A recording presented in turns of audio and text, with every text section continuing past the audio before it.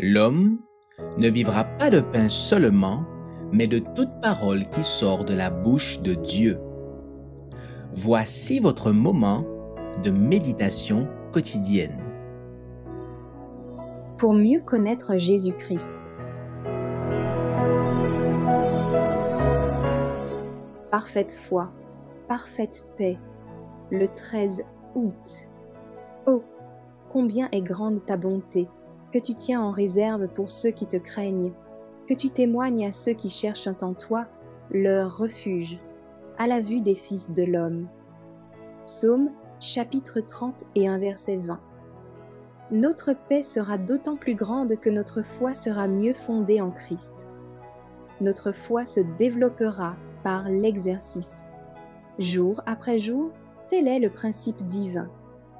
Travaillez quotidiennement avec le sentiment d'être en présence des anges, des chérubins, des séraphins, de Dieu et du Christ. Vous êtes en spectacle au monde, aux anges et aux hommes. 1 Corinthiens 4e, verset 9. Donne-nous aujourd'hui notre pain quotidien. Matthieu chapitre 6e, verset 11.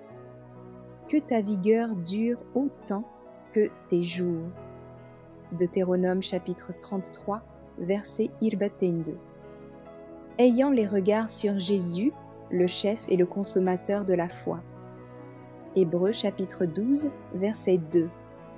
Si nous vivons de cette manière, le Saint-Esprit fortifiera notre mémoire, sanctifiera chacune de nos facultés et nous rappellera notre dépendance constante de notre Père céleste et de son amour fidèle.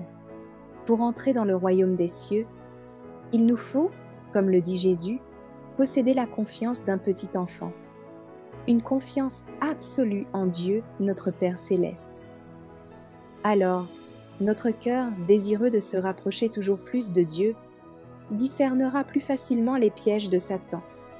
La propre suffisance, qui ruine tant d'âmes, disparaît, ne trouvant plus les conditions favorables à son épanouissement. Cherchez premièrement le royaume et la justice de Dieu, et toutes ces choses vous seront données par-dessus. Matthieu chapitre 6, verset 33. Promesse précieuse de la part de celui dont chaque parole avait son importance. Alors, pourquoi sommes-nous craintifs, méfiants et incrédules? Notre temps et nos talents appartiennent à Dieu, et nous n'avons aucune raison de nous sentir indépendants et libres à l'égard de l'Esprit de Dieu, de sa volonté, de ses providences et de ses plans. Quiconque parmi vous craint l'Éternel, qu'il se confie dans le nom de l'Éternel et qu'il s'appuie sur son Dieu. Ésaïe chapitre 50, verset 10. Nous ne sommes pas en sécurité tant que nous suivons notre propre imagination. Nous ne pouvons être indépendants. Notre seule sécurité repose sur Dieu, notre Rédempteur.